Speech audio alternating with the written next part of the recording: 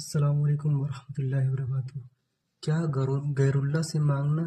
درست ہے یا نہیں؟ اس حضرت کی بیان سنیے، پھر آپ اس سب کے ویڈیو کو کمنٹ میں لکھیے صحیح ہے کہ نہیں۔ اے امت توحید،